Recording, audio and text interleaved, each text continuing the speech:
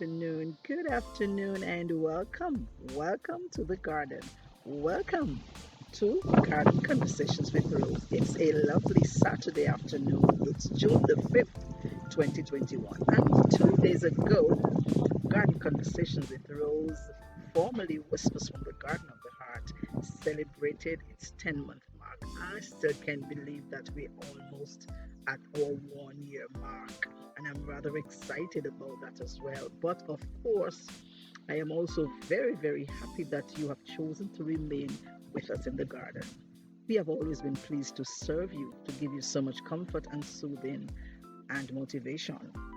And as customary, we always, as often as we can, try to give a celebratory post. And so, of course, for our 10-month mark, our celebratory post is about patches. As a child, I recount patches being used on clothing that had been so worn and tattered that a needle and thread could no longer suffice, and so a patch had to be applied. Patches were also applied to sheets in the same manner, and often it was because either the individual was too attached to that bit of fabric or clothing or sheet to part with it, or just couldn't afford another one.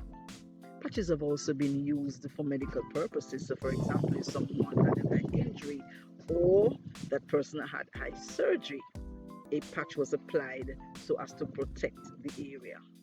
And in recent times, patches have become a fashion statement. So patches are used on bags and indeed on clothing as well to offer a sense of fashion.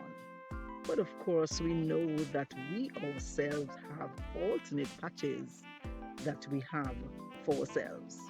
And they may take many forms, and often, just as when we use a patch to apply to that torn clothing, the patches that we have often are hiding things. So, of course, I'd just like to ask you to listen to our celebratory post as I read for you about patches. So, have a good listen.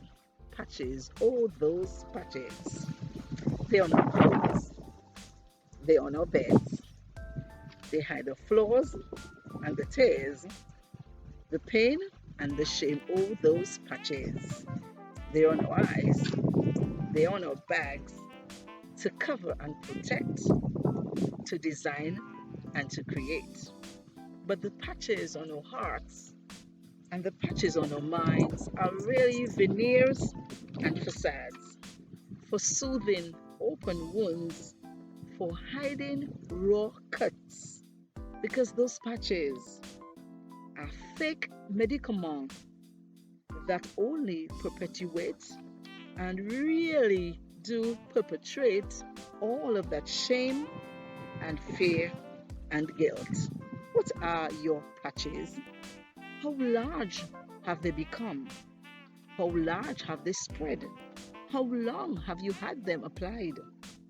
Will you ever be able to deal with them? Do you have the courage to attend to them, those patches? So I'd just like to encourage you as you look into yourself, see if you can determine what your patches are and whether or not those patches need to be dealt with as soon as possible. I'm so happy that you're still in the garden.